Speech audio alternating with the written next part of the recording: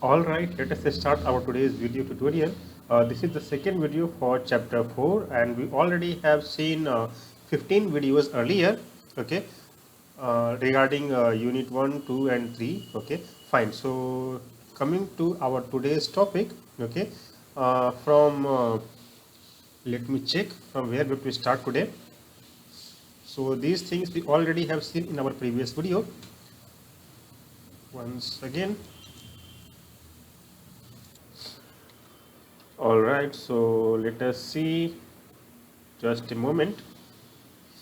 Okay, fine. So today we have to start from section 4.2, that is versatile nature of carbon. What are the special properties of carbon which make it best among the all other metals or non-metals available in the periodic table, available in this nature. Fine. So before we start our today's tutorial, please subscribe to our YouTube channel Pratik Singh Classes and watch it and ask your doubts in the comment section. Fine. So let me start. We have seen the formation of covalent bonds by the sharing of electrons in the various elements and compounds. Okay. In the third unit, in third chapter, we have studied that how ionic bonds are formed, and the previous video, that is the first video for unit 4, we have studied how there happens some bonding of elements by sharing the electrons, that is the formation of covalent bonding. Okay, we have also seen the structure of simple carbon compounds, methane. Okay, so there we have seen in the previous video how methane is formed, how carbon share bonds with hydrogen and hydrogen share the bond with carbon. In the beginning of the chapter we saw how many things we use contain carbon. Okay, almost everything which we see around us, okay, is made of carbon and its compound. In fact, we ourselves are made up of carbon compounds. Okay, our full body is one or the other form of carbon compound. The numbers of carbon compounds whose formulae are known to chemists was recently estimated to be about 3 millions. Okay, at that means around 3 million carbon compounds are known till date. Okay, this outnumbers by a large margin the compounds formed by all the other elements put together. Means if you put the compounds of carbon at one side and to the other side the compounds of every other element, okay, then the number of carbon compounds will be far bigger than that of the compounds of all other elements together. What is and why is it that this property is seen in carbon and no other elements? Means the question that is here is, what makes the carbon to have this property? Why not other elements in the periodic table make bonds like carbon and compounds like carbon? Okay. All right. The nature of the covalent bond enables carbon to form large number of compounds. Means because of the formation of covalent bond, carbon is able to make huge number of compounds. Okay, two factors noticed in the case of carbon, and they are: first, carbon has unique ability to form bonds with other elements of carbon, giving rise to large molecules. Means carbon makes bond with other carbon atoms. Okay, and this is the unique property with carbon. This property is called as catenation. Means catenation is a property by which any atom makes bond with same type of atom, and carbon has the highest amount of catenation property. It can make large bonds, okay, a large chain of carbon atoms, carbon double bond, triple bond, single bond. Okay, these compounds may have long chains of carbon. Okay, as we will see further about alkanes, alkenes, alkynes. Okay, so they make huge number of carbon chain, either branched or unbranched or cyclic. Okay, the compounds may have long chains of carbon, branch chains of carbon, or even carbon atoms arranged in rings. Okay, the best example is you might have seen benzene C6H6. Okay, that is a hexagonal ring of carbon and hydrogen, carbon double bond and single bond. In addition, carbon atoms may be linked by single, double or triple bonds. Okay, means carbon together can make single bond, double bond and triple bond. Compounds of carbon, oh, 1 minute. Compounds of carbon which are linked by other only single bonds between carbon atoms are called saturated carbons. Means those compounds of carbon in which carbon has single bond are called as saturated carbon compounds. Okay, compounds of carbon having double bond or triple bond among them, okay, between carbon atoms, they are called as unsaturated compounds. Unsaturated means further they can add some more atoms in them. Okay, no other element exhibit the property of catenation to the extent like carbon can do. Okay, silicon form compounds with hydrogen which have chains up to 7 or 8 atoms. Okay, silicon is the other element of carbon family. When you go from top to bottom, okay, the next to carbon is silicon. Silicon can make bond with other silicon atom up to 7 or 8, but these compounds are very reactive. The carbon-carbon bond is very strong, okay, and hence they are stable, as you can see in carbon family. This gives us a large number of compounds with many carbon atoms linked with each other. Okay, then coming to next, since carbon has a valency of 4, okay, we have seen that the electrons available in the outermost orbit are called as valence electrons, and the number of electrons needed to fulfill octet is called as valency. Okay, in the outer orbit of the carbon there are 4 electrons, and to fulfill octet it needs 4 more electrons.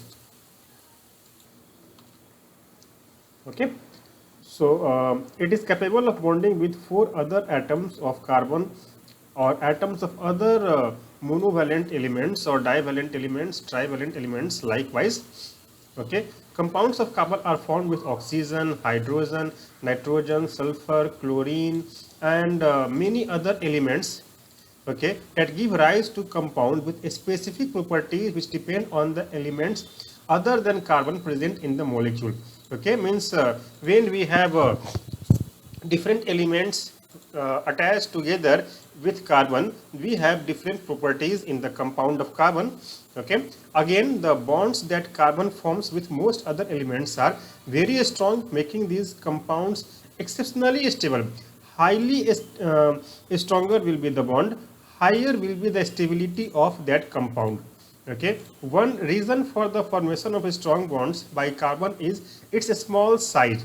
Okay, means the carbon atom is small, and which makes the sharing electrons to be stay very near, and hence making the bonding very strong. Okay, so this enables the nucleus to hold on the shared pair of electrons strongly. Means because the size is small, okay, the nucleus attracts the electrons of the other atom or the shared electron very highly, and because of that the bonding is very strong in the carbon compound. The bonds formed by elements having larger atoms are much weaker because there the force of attraction between the nucleus to the electrons of its outermost orbit and to the electrons of others atom is not so much stronger.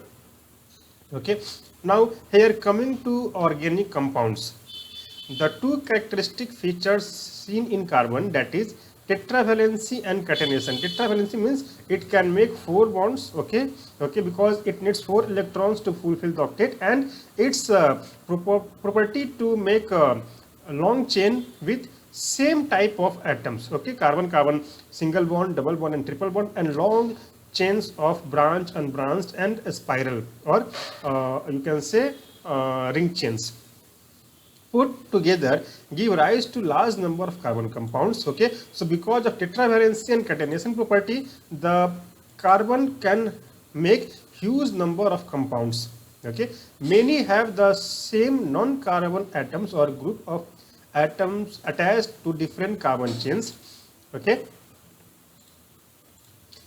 these compounds were initially extracted from natural substances, and it was though thought that these carbon compounds or organic compounds could only be found within the living system. So earlier it was thought that the compounds of carbon, because it was extracted only from the living system, okay, so the name came organic compounds. This is It was postulated by vital force was necessary for this synthesis. Okay, Frederick Kohler disapproved this in 1828 by preparing urea from ammonium cyanate, which is an inorganic compound.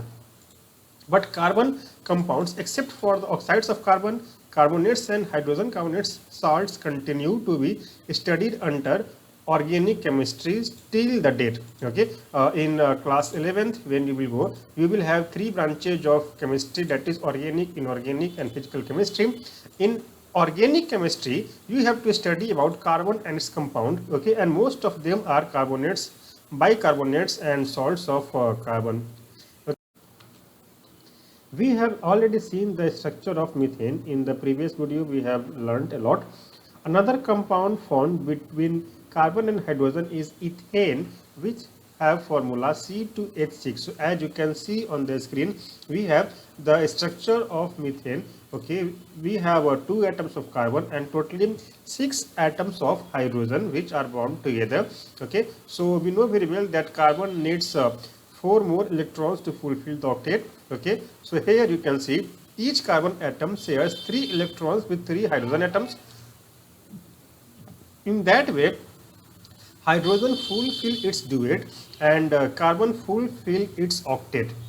In order to arrive the structure of simple carbon compounds, the first step is to link the carbon atoms together with a single bond. Okay, as given here, carbon-carbon single bond. Okay, and then use the hydrogen atoms to satisfy the remaining valency of